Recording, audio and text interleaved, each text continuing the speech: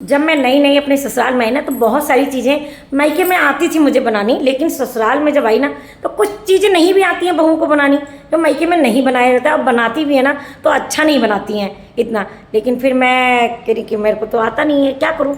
तो कटहल की सब्ज़ी मैंने बनानी अपने ससुराल में सीखी, जो मेरी सासू माँ ने मुझे सिखाई।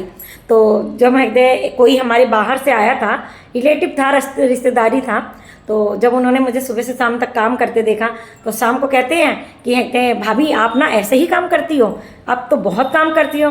तो मैंने कहा हाँ करती तो हूँ। कह रही कि आप मुझे दिखाने के लिए कर रही हो या वैसे ही करती हो। मैंने कहा नहीं, ये आपको दिखाने के लिए करूँगी मैं ये काम, मैं तो वैसे ही काम करती हूँ इतना सारा।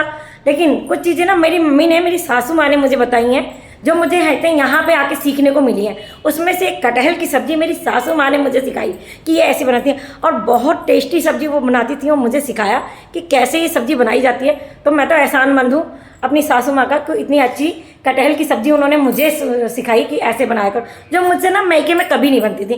तो ये तो होता है कि बेटियाँ ना मायके में जितना काम करती हैं, लेकिन ज़रूरी नहीं कि हर काम मायके से सीख के ही आएँ, कुछ चीज़ तो ससुराल में भी सीखने को मिलती है।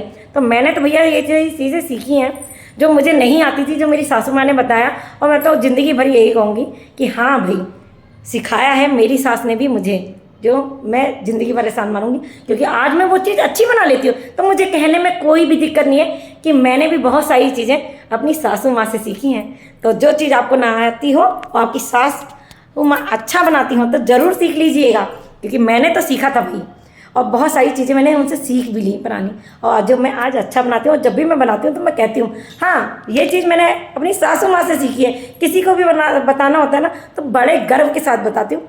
उस समय मैं आई थी और मुझे नहीं आता था, और मैंने उनसे बनाना सीखा, उन्होंने मुझे बहुत प्यार से बनाना बताया। तो आप सभी ज़रूर सीखिएगा, जो चीज़ आपको ना आती हो आपकी सासू माँ को बहुत अच्छी बनानी आती हो। राधे राधे, प्रणाम।